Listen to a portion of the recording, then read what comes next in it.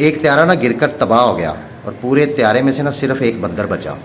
ماہرین آئے، انہوں نے بڑی تحقیق کی کہ طیارہ کیسے تباہ ہوا، لیکن کوئی سراغ نہیں مل رہا تھا۔ بلیک باکس چیک کیا، پھر بھی نہیں پتہ چل رہا تھا۔ تو ماہرین نے سوچا کہ صرف ایک بندر بچا ہے، اس کو ٹریننگ دیتے ہیں تو یہ شاید ہمیں بتا دے طیارہ کیسے تباہ ہوا تھا۔ سارے اس بات پہ متفق ہو گئے۔ بندر کو لمبے عرصے ٹریننگ دی، ٹریننگ دینے کے بعد سامنے بٹھایا اور اس سے پوچھا کہ جب طیارہ پرواز کر رہا تھا تو پیسنجر سواریاں کیا کر رہی تھی؟ بندر نے کہا کچھ سواریاں جو کھانا کھا رہی تھی، کچھ سو رہی تھی، کچھ میوزک سن رہی تھی۔ ماہرین نے کہا ٹھیک ہے۔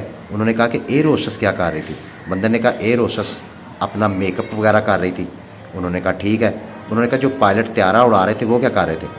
بندر نے کہا وہ پائلٹ سو رہے تھے۔ ماہرین بہت حیران ہوئے۔ انہوں نے کہا اگر پائلٹ سو رہے تھے تو طیارہ کون اڑا رہا تھا؟ تو بندر نے اپنا کالا کوٹ اور ٹائی وغیرہ سیدھی کر کے کہا طیارہ میں اڑا رہا تھا۔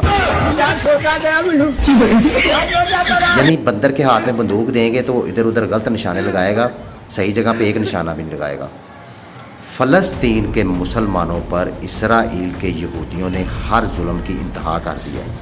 یہ سچویشن بنا دی ہے، گھر تو دور کی بات ہے، فلسطین کے مظلوم مسلمانوں کے پاس کھانے کو روٹی اور پینے کو پانی تک نہیں ہے، اور باقی سارے مسلمان ان کی مدد کرنے کی بجائے گھنگرو پہن کر امریکہ کے کافروں اور اسرائیل کے یہودیوں کے سامنے ناچ رہے ہیں۔ تارڑ صاحب کہہ رہے ہیں کہ فلسطینیوں پر ظلم اس لیے ہو رہا ہے کہ وہ دوسروں کو حقوق نہیں دے رہے، اسرائیل کو بھی اپنے جائز حقوق ملنے چاہیے۔ یعنی تارڑ صاحب ہم صرف دنیاوی جھوٹی عزت، پیسے اور پروٹوکول کے لیے اپنا ایمان بیچ کر اتنا گر چکے ہیں کہ ہم فلسطین کے مظلوم مسلمانوں کو ظالم اور اسرائیل کے ظالم یہودیوں کو مظلوم کہہ رہے ہیں۔